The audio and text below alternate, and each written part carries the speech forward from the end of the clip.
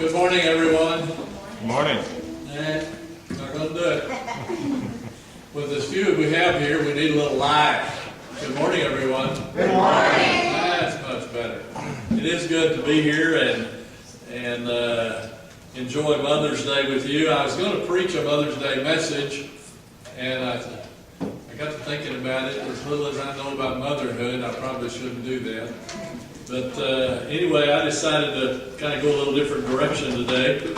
It is good to be here, and we do appreciate you, mothers, and the blessings that I know that you've been to your families. I've observed mothers all my life, and I've been in churches where all we had was mothers. And it's a whole lot easier to do that than it is where all you got is guys, because they don't want to do anything a lot of times. But we're thankful for the strength of the ladies in our churches, and I know that this church is blessed. We're glad to have our visitors from down in South Texas, and me and them went to different schools together. This is when y'all are supposed to laugh. Are y'all from another planet, or am I from another planet? But anyway, we didn't know them, but I enjoyed getting to know them. And Jeremiah chapter 29 and verse 15. I'll just preach, and maybe we'll all be on the same page. Jeremiah chapter 29 and verse 15. Jeremiah is known as the crying prophet. He preaches. In fact, there's a whole book in the Bible called Lamentations, or the Lamentations of Jeremiah. And it was a sad time in the life of the children of Israel. And I realize that there's a lot of things that have gone on in this church that haven't been very pleasant. One thing about being Brother Earl's friend is that he has kind of kept me updated over the last several years of the departure of members, and my memory of this church goes way back to when I was about that big, and I was sitting about 5 or 6 rows back, about halfway over there, and with my 2 brothers and with Larry Parham. And I remember Uncle Ernest preaching. It was the only time that I was ever here on the Sunday morning. Uncle Ernest was preaching. We called him Uncle Ernest because we weren't allowed to call an older person by their first name. And he wasn't really kin, but we called him Uncle Ernest. Anyway, he was preaching, and we were listening. In fact, we were being disrupted. It really wasn't me, it was my 2 brothers and Larry Parham. I was the only innocent one of the quartet there, but I remember him stopping and looking at us. And the building was full of people. And there were 2 big evaporative coolers up there, and to be able to be heard, he had to be loud. And he looked at us and he said, "Boys," and I didn't have any blood left in my body. And after he said "boys" and he had our complete attention, he said, "Would you boys like to come up here and share with the congregation what you're visiting about right now?" And there were of course it was no. And from then on, the service went just perfectly smooth, except for the fact it was about 3 days before we got our blood pressure back to a normal position. But and I've used that later in my ministry, and I can tell some stories about that. But my memory goes all the way back to when I was a little boy. My grandparents lived here, and Dad would go off to preach a meeting. Sometimes Mother would go, and we would stay with my grandparents, and we'd come here to church. We came here to music school. I remember my dad led a vacation Bible school here when I was about probably 12 years old. And that the morning before the vacation Bible school, I went to the dentist, which is down here right across, catty corner across from First Baptist Church. Dr. Martin, I will never forget. He pulled 13 teeth that morning, and I came to Vacation Bible School. And that was a different day and time for dentistry as well. But real fond memories of Washington Street Baptist Church. But then I've known Brother Ernest Rupito, Brother J.D. Martin, my father-in-law, Kermit Johnson, and then, of course, Brother Earl for these years. And one of the things that we felt at Highland, and I felt growing up, that this was kind of a second home to us, that we would come here. One year, y'all were having a meeting, and we were all at May then. We hauled hay right up to the last minute, got in the car, drove home, cleaned up, drove over here to church, sang that night with my family, went home, changed clothes again, went back to the hayfield because it was fixing to rain. And we've come here to revival meetings for different ones that were here. Used to, when you had Bible conferences, we were here.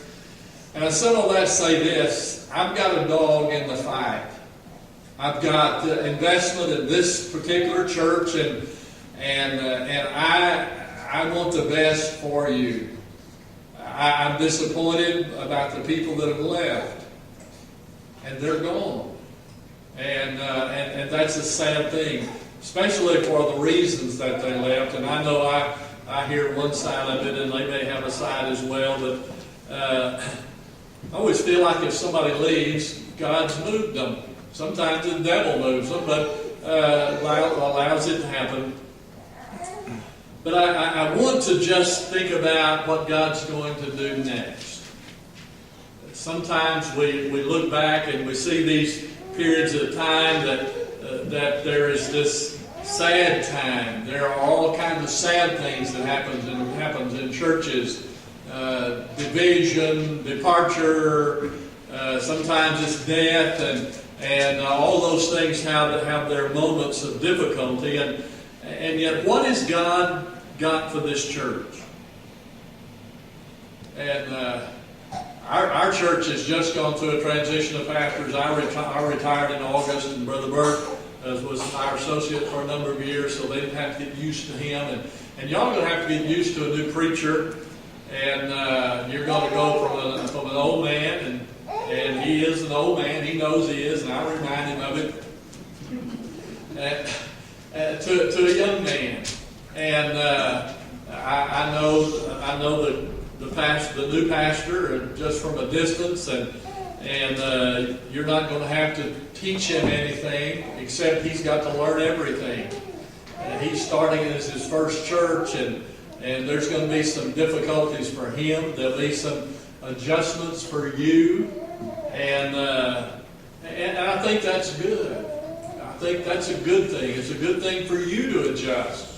And I can tell you that his success as a pastor, I'm talking about our new pastor, his success as a pastor is not going to be totally dependent on you, but you'll have an influence on his success or his failure.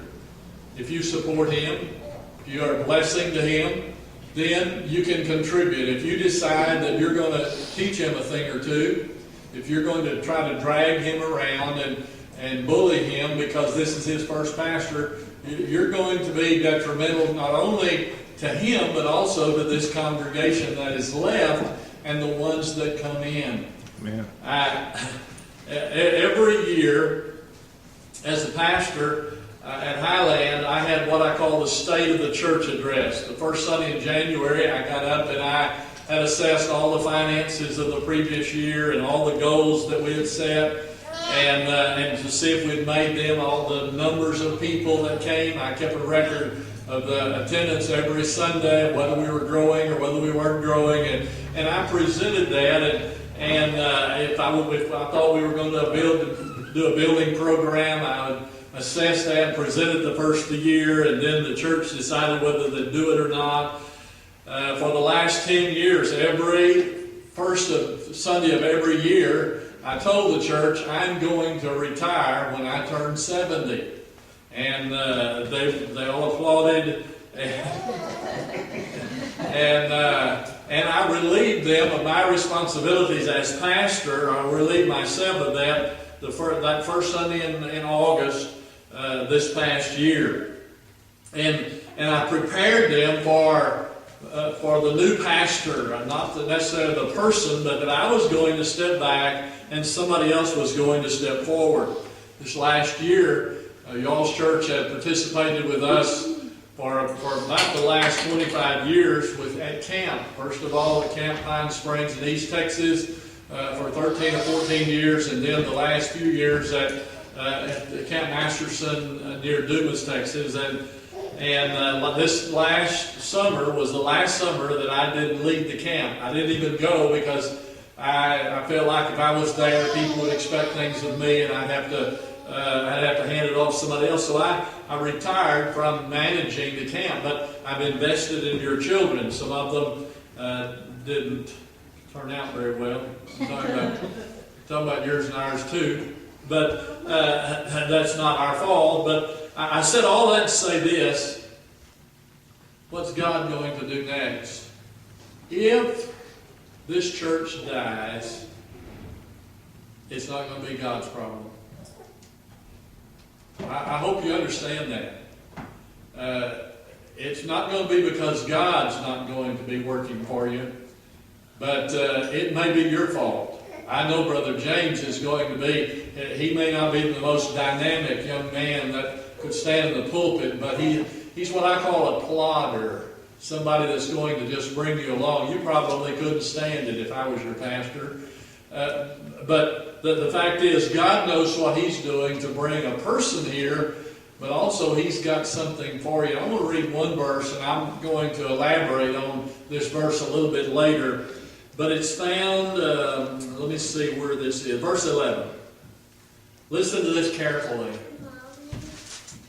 For I know the thoughts that I think toward you, saith the Lord, thoughts of peace and not evil, to give you an expected end.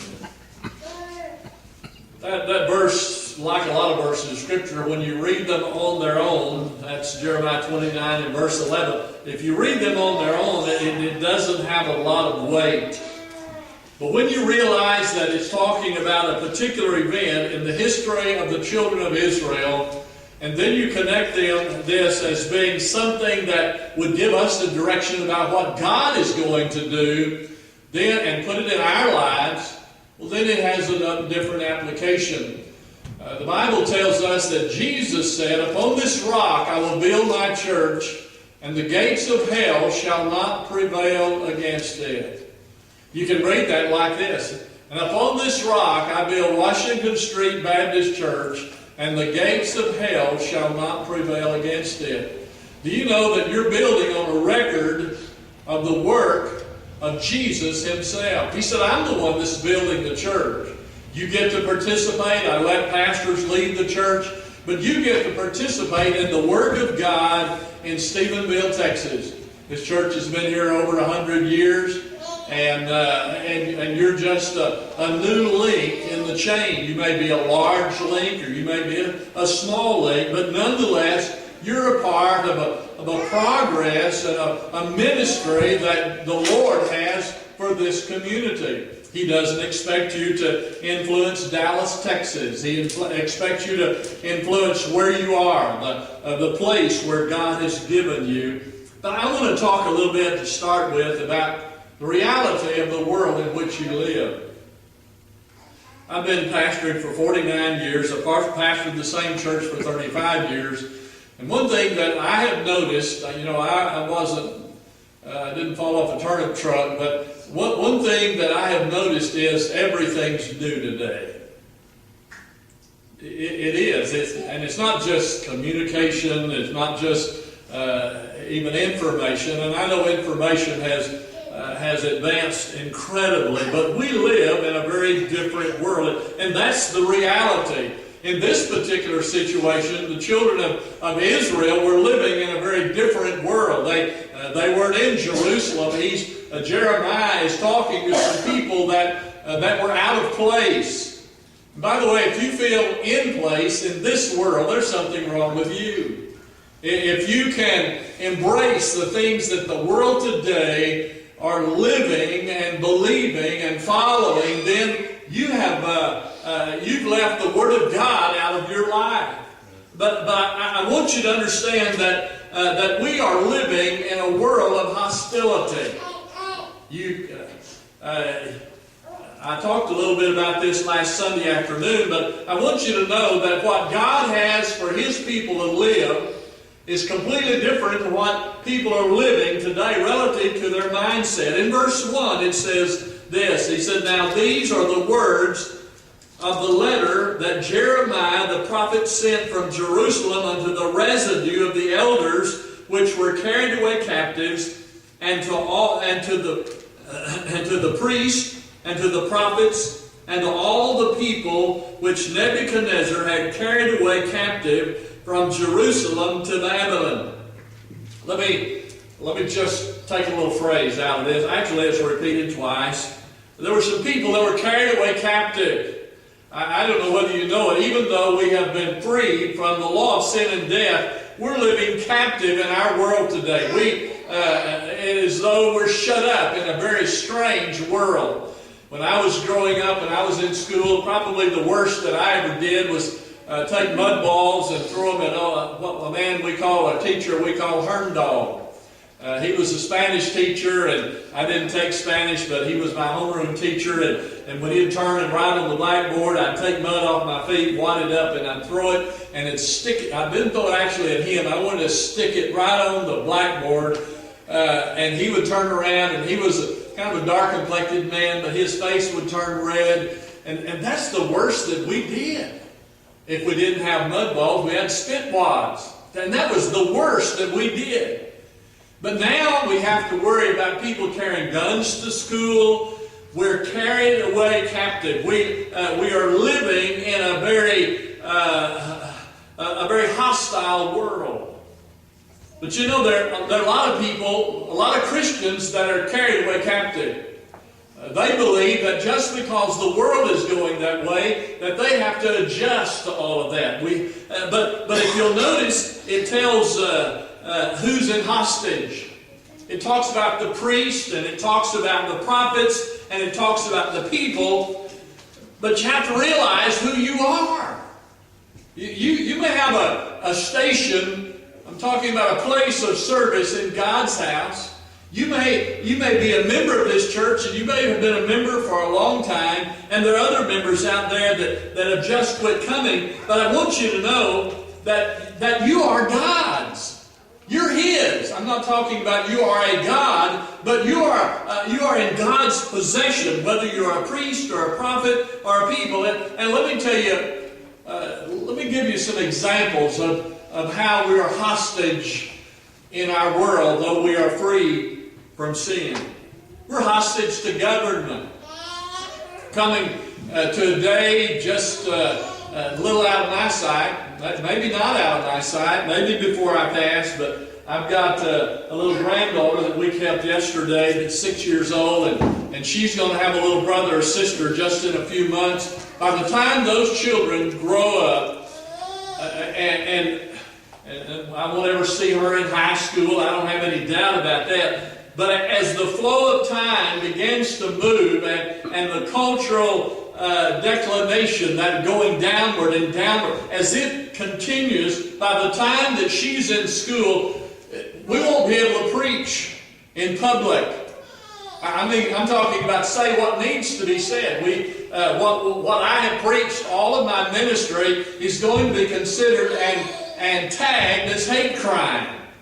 And it is going to get worse. It's not going to get better. We are we are hostages to government control.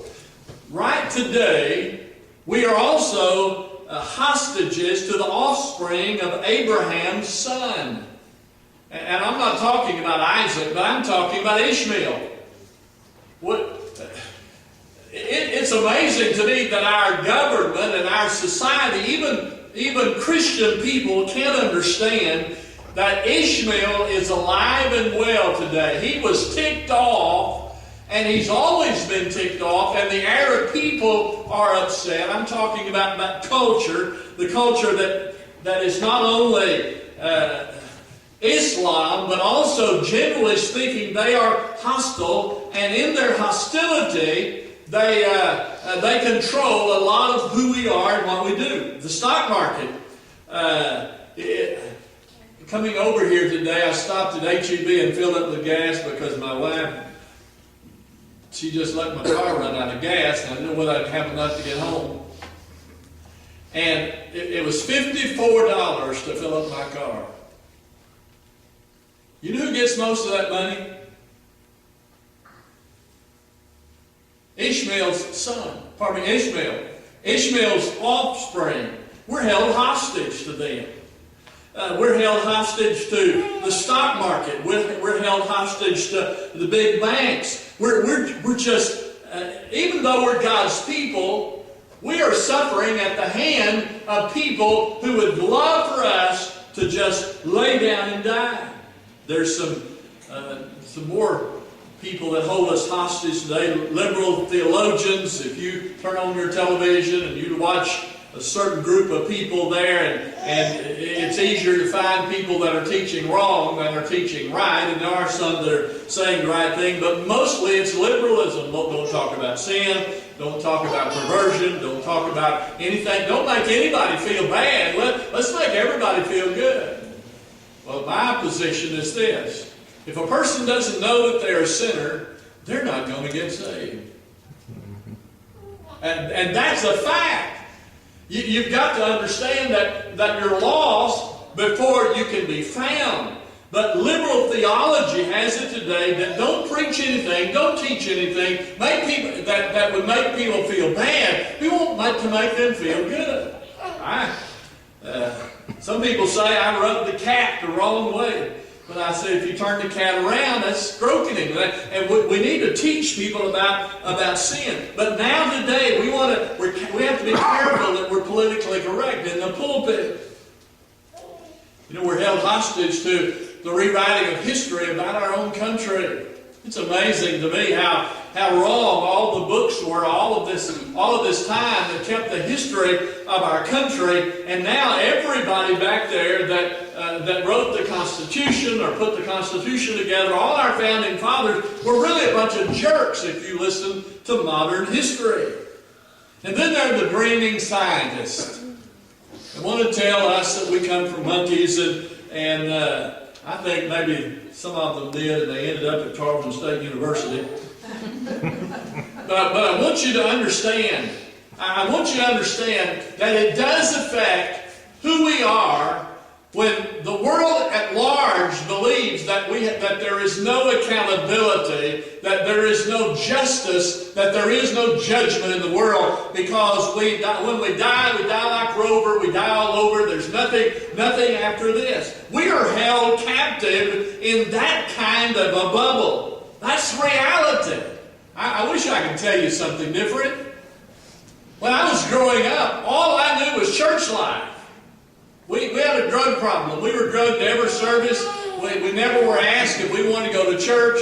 Well, you just got up and got ready. And you didn't want to be left behind because you didn't want them to come back and find you when it was all said and done. We never missed church. My dad, I don't know whether I told you this, my dad pastored 5 churches at the same time. And we went to every service. Saturday afternoon, Saturday night, Sunday morning, Sunday afternoon, and Sunday night, and Wednesday night every week. That's why I'm as wonderful as I am. But what has happened in the reality of the world in which we live, that everything has changed. When I was pastoring, I never was a door knocker. I just never had the capacity to do that.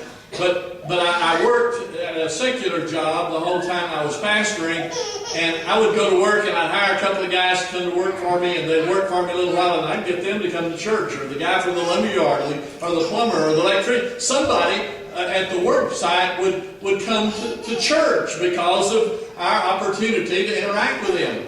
That's very difficult today. People are not interested in the faith. They're not interested in being right. They're looking for Miller time. They're looking for what happens afterward. But this is the reality in which we live. It doesn't give us a pass because things are difficult today. It doesn't say, okay, well, God doesn't say, well, I understand this is a bad time for you. God knew who I was. He knew what life was going to be like by this time, the whole time in my life. But He understands, but He wants us to understand as well that though we have reality and difficulty, there's also responsibilities that we have. We have a God that is greater than the difficulty of the moment in which we live. You see, I'm old school to believe that God's still got things in control. He'll step back and let man do stupid stuff. He'll let us go our way if that's really what we want to do. But the fact is that God is able. There's some duties that comes with responsibilities that you and I have. Let's look at verse 4. It said, "Thus saith the Lord of hosts, the God of Israel, unto all that are carried away captive, whom I have caused to be carried away from Jerusalem unto Babylon." There's an interesting idea in that passage. It says God is the one that's allowed this. Now there's two reasons why God allows difficulty to come in our life. One, because we deserve it. Number two is maybe because we need it. We deserve it, and it's because of judgment. In this case, Israel is being judged because of what they had not done in the past.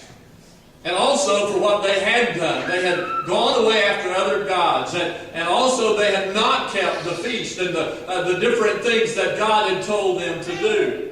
And so He's taking them away in judgment. But sometimes the Lord does things to us and allows bad things to happen to us to temper us, to make us stronger, to make us lean upon Him more. And so the first thing to understand here is, by these words, is that God speaks. We just need to listen. One of our responsibilities is to listen to God. We don't need to listen to the naysayers. We don't need to listen to the liberal theologians who say, listen, all this business about sin, all this business about righteous marriage, all this business about living right in the sight of the Word of God, that's old hat. Let's put that aside. We don't need to listen to that. Secondly, verse 5, he tells us we have a responsibility to dig in. And in verse 5 he said, these are slaves he's talking to. These are people that are in captivity. And he said, this is what I want you to do. Build ye houses and dwell in them and plant gardens and eat the fruit of them.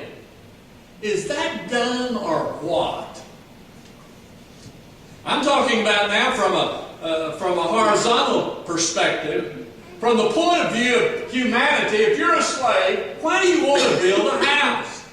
If you're a slave, why in the world would you want to live in that particular place? Shouldn't you set up some kind of escape plan where you can go off and you can build a wall around yourself and you can have your own little church thing and separate yourself? He said, I want you to do that.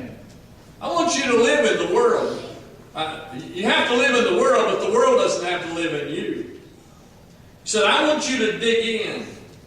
Verse 6 tells us that you're to add on. In verse 6, it said, take ye wives, and begat sons and daughters, and take wives for your sons, and give your daughters to husbands, that ye may bear sons and daughters, that ye may be increased there and not diminished. You need to dig in. You need to add on. You need to make it's what I call your sphere of influence. Who do you know today that you did not know last month? I'm telling you, it's real easy for us to get in our little Christian cocoon and we're developing. Be not conformed to this world, but be ye transformed. That word transform means a metamorphosis to come out. Well, why would we want to grow if we are not going to grow family and grow friends and grow acquaintances, make connections with people, sit down with people? I tell you about sitting down at Walmart in those two pews that we have down there. Those are David's pews. The one over there by the restroom. When you get my age, you don't want to get far from that. Or over there by the optometrist or the eyeglasses place. You sit there and you'd be surprised who all you can meet. Now, some of the older women, they're not too tickled about an old man talking to them. But I'm like a wet dog. I'm hard to ignore. You know, I just shake all over here. And that's not a bad thing. Well, I'm kind of an introvert, you could say, and I'm not saying this about myself. Believe this or not, before the Lord called me to preach, I was an introvert. And I think He kind of overdone it. But the fact is, you'd be surprised what you can learn by sitting down and just visiting with somebody. I sat there one day, and I'm going to chase a little rabbit for a minute. I was sitting there one day, and this elderly man came and sat down by me, and the seat had gotten warm until I began to talk to him, and he wasn't too crazy about talking to me to start with, but then he found out that I didn't want to borrow any money, or wasn't trying to convert him to anything. I started a conversation with him, found out he was a retired Texas Ranger. And I'm not talking about a baseball player, but I'm talking about a law enforcement officer. Incredible story. And after talking to him and letting him listen to me for a minute, I said, "Where do you go to church?" And he's a member of a church here in town. He told me, he said, "I was saved when I was 16 years old." And he said, "It made all the difference in my law enforcement. It made me a man of justice, but also it made me a man of grace." And you see, what happens is, when you start connecting with people, you find things that will strengthen yourself, but also you can be a blessing to them. That might be the only time I ever meet this man. I have talked to some police officers that knew him, but I probably never run into him again. But at least you can, I don't think you sing this song anymore, but there used to be a little kid's song that went, "Brighten the corner where you are." The older people have heard that song. And that's what you need to do. That's what we're responsible to do. You see, he said, you're in captivity. You can't control the environment that's around you, but where you are, you can make a difference. You can dig in and you can add on. I hope that you all will think about adding on some friends and people that you can bring to the house of God. Also, you have a responsibility to be a person of peace. Verse 7 says it like this: "And seek the peace of the city, whither I have caused you to be carried away captive, and pray unto the Lord for it, for in the peace thereof shall ye have peace." Be a blessing. You know, one thing that's been lost in our modern world is the practice of hospitality. When I was growing up, and we made the circuit of preachers where Dad preached. That is, it was always a high thing in a person's life in that church to have the preacher's family for lunch. And that's a lot of times that's all Dad got. You know, we carried a chicken coop in the back of the car, and sometimes we got paid in chickens. And East Texas, where we lived, it was at that particular time they raised a lot of tomatoes, and we ate tomatoes every way you could eat tomatoes. We ate tomato relish. We had fried green tomatoes.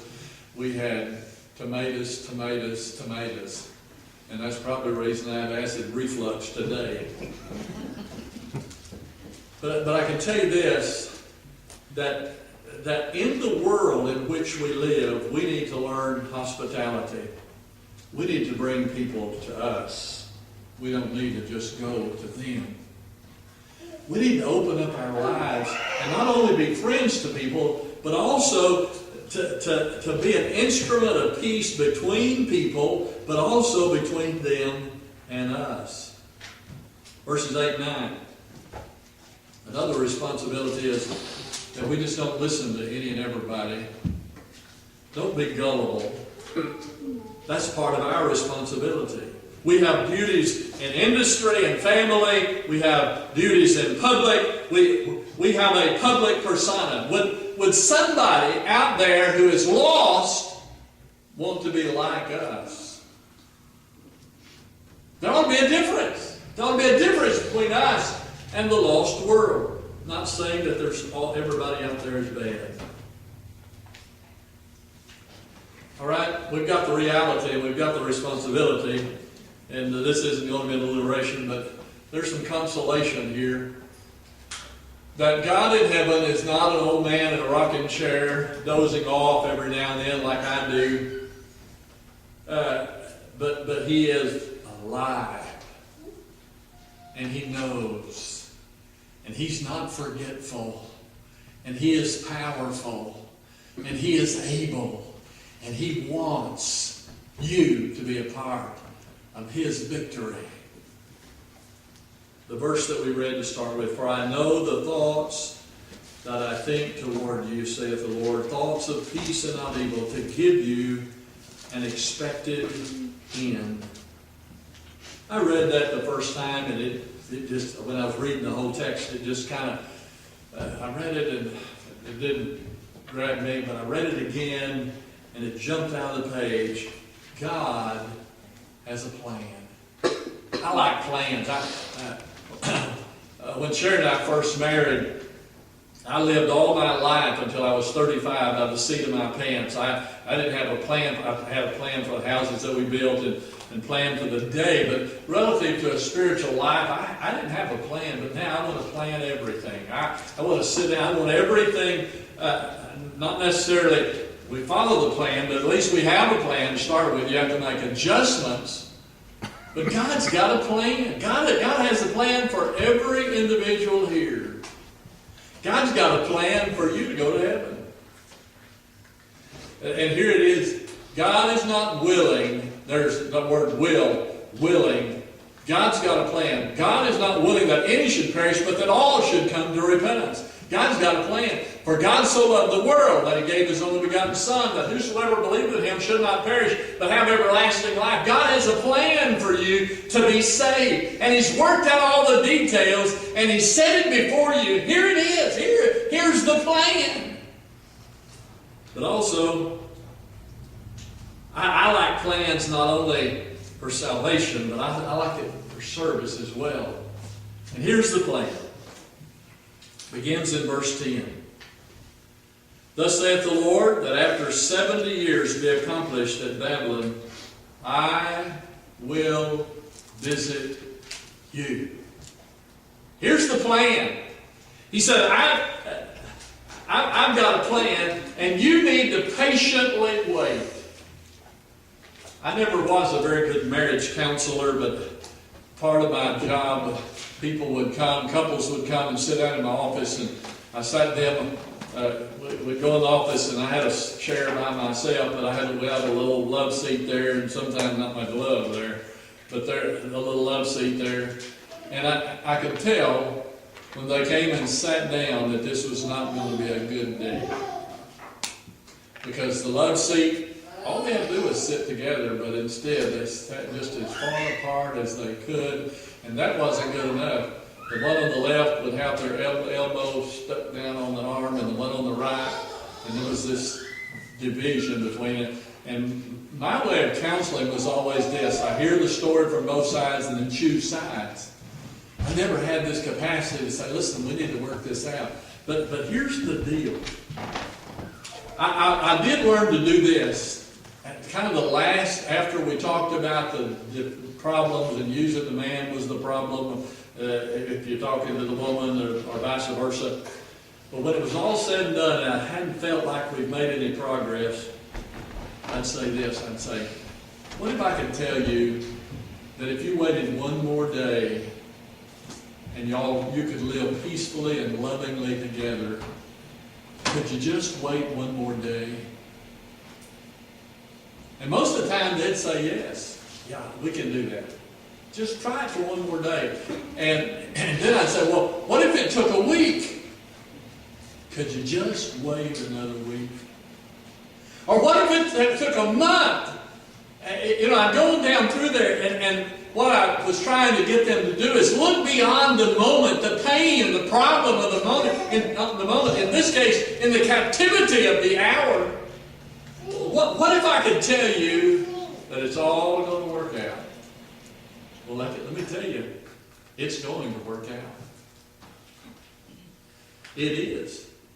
It may work out a different way than I see it. It may not happen tomorrow. It may not happen next year. But if we'd be patient with God and allow God to have complete control of all that is going on, and that is hard. But if we let Him have control and fall in the wake of His grace and His mercy and His power, if we just fall in the wave of all of that, God works it out. Secondly, He said, first it was after 70 years, you got to wait patiently. He said, I will visit you. The Lord is coming. And this isn't just something of prophetic about the return of Jesus Christ. But let me tell you this. If you take care of God's business and you wait upon Him, weeping may endure for a night, but joy comes in the morning. Joy cometh in the morning. If we're patient with God and we'll trust Him and we'll obey Him and we'll follow Him, He's coming. He will come into our presence. He said, well, 2 or 3 are gathered in my name, I'll be in your midst. He's coming. And sometimes He's coming in that still small voice kind of way. And sometimes it is in the lightning and the thunder. Our greatest services were often, when pastoring at Highland, the greatest services that we had, we didn't have an invitation. But it was a time that God moved in my heart and in their heart, and we came together, coming out of a time of trial. Sometimes it's screaming and yelling of God, not of us. God help us if we were a little excited, just like y'all. But sometimes it was a time of spiritual excitement. Sometimes it's a time of spiritual peace. But God meeting it with us. Also, He says, and will perform my good word toward you. What good is it to have a God who knows everything? What good is it to have a God that is everywhere all the time? And He is. He does know everything, and He's everywhere all the time. What good is it if God is able to do everything that needs to be done, and He doesn't want to? Well, let me tell you, God not only has the first 3, He's got the 4th thing as well. He wants to be blessing here.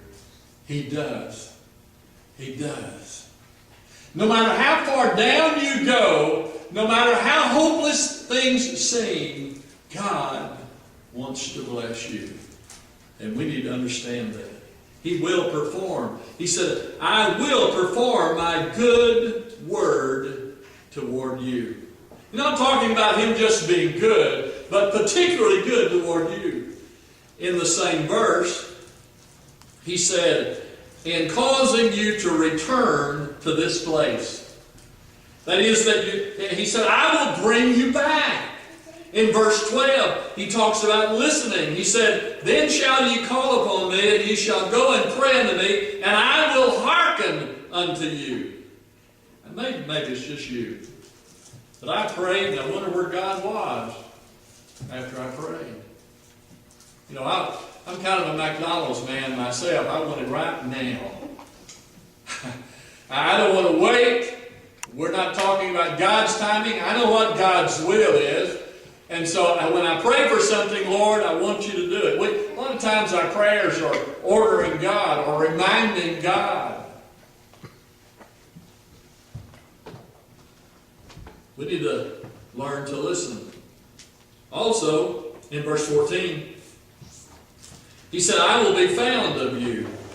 There's a wild thought that when you begin to seek God, when you begin to seek God as a church, not just as individual members, but you collectively come together with a deliberate act that we want God to be first in this church. That we're not talking about that, who the pastor is or what the statement of faith is, and I believe those things are all important. But I want you to understand that the most important thing about a church is not the name out there on the brick wall. It is not the position of the church in town. It's not location. It's whether or not the Lord is here.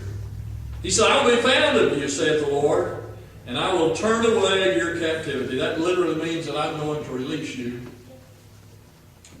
I'm going to take you from where you are right now to where you need to be. May not happen today, may not happen tomorrow, but it's going to happen. In verse 14, and he says, and I will gather you from all nations and from all places, whether I have driven you, as saith the Lord. That's another a little extended thought, but the Lord is not only able to appear here, but He's able to draw people here. There is a short story in the book of Mark. I think it's the 2nd chapter.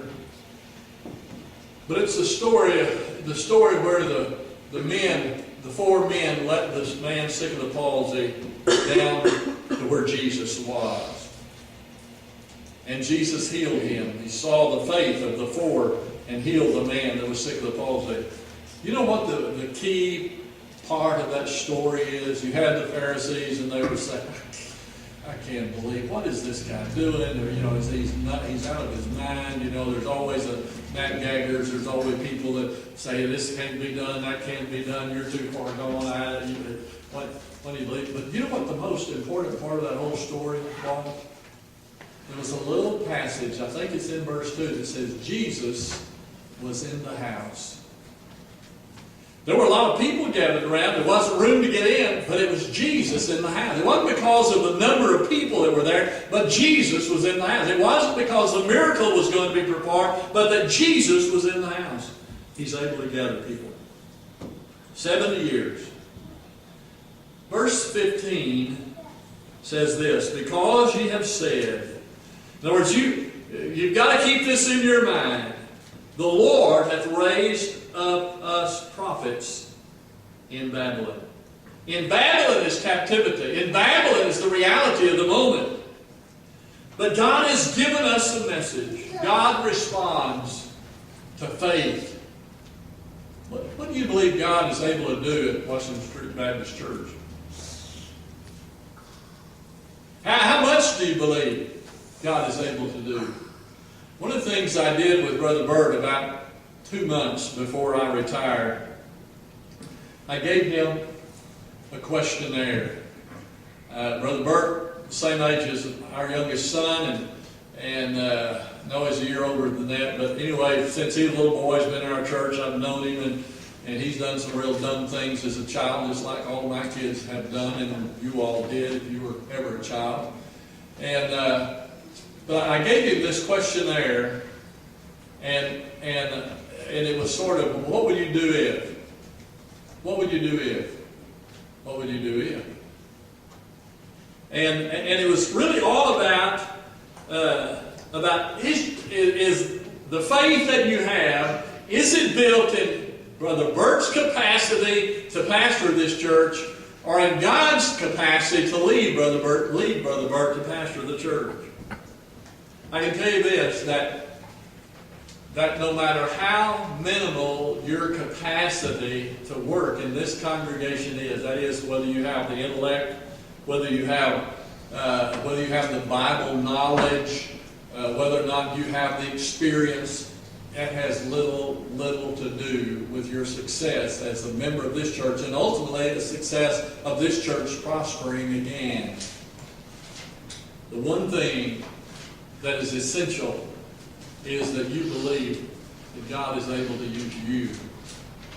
You may be expecting God to use the new pastor.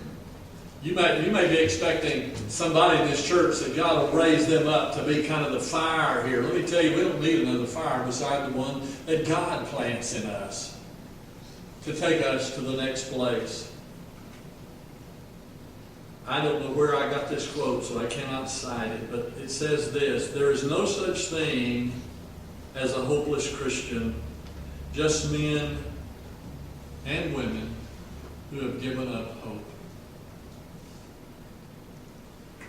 I visited with a person that left this church. I don't know why they called me, thinking they might get some kind of a positive response. But this person called me to let me know that they were leaving the Washington Street Baptist Church, which is extremely unethical. You don't need to tell me what you're going to do if you're not, I'm a member of Highland Baptist Church. I'm not going to tell you what to do or not to do. You shouldn't be telling me what you're going to do. I've had people get upset with me when they're talking. They call me from a distant place, call me and say, what do you do if you have a pastor that? And I said, are you talking about your pastor? And they'd say, well, yeah. And I said, sorry, hang up on me. Let me tell you this. It is important for you to understand that it is not who's coming to make this church to come back to life. People ask me, and you'd be surprised that many people are praying for the Washington Street Baptist Church, not just because of Brother Earl, but also they call me and ask me, say, what's happening at Washington Street? This is my answer. My assessment is this.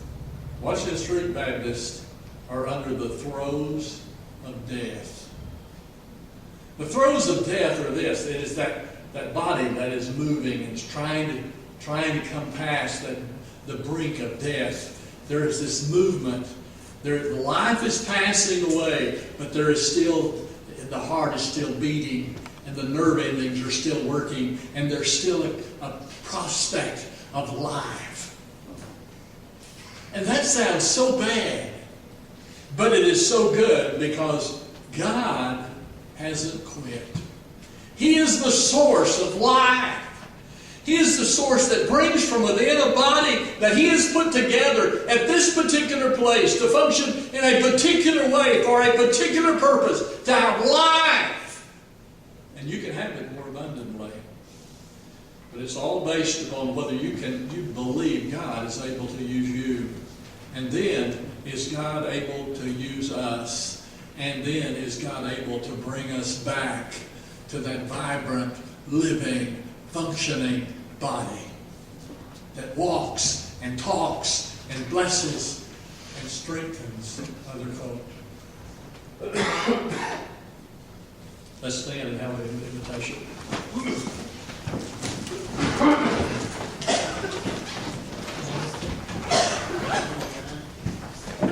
Number 109.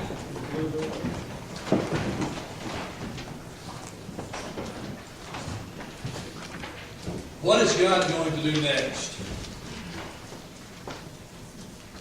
Is it up to you? I really believe it is. I believe God's got a purpose. God's got a plan. God lays it out. Sometimes He lays it out in steps. Sometimes it's not a road, it's just a step. You take one step, and you take another, and you take another. But as you cleave to this new man and his wife, as they lead this congregation, that is, you draw to them, and you depend upon them, and you trust God through them, that you trust them in such a way that you're a blessing to them, but also that you decide, listen, we're not enough. We're not doing enough. We're not caring enough. We're not giving enough. And I'm not talking about financially. That'll come. But thinking about time and effort and opportunity that you have, thinking about it and deliberately acting on it yourself to implement it in your life, that will bring success to this place. God can work. God is depending on you. You are His light in the world today. Would you shine your light while we sing just one verse of the invitation?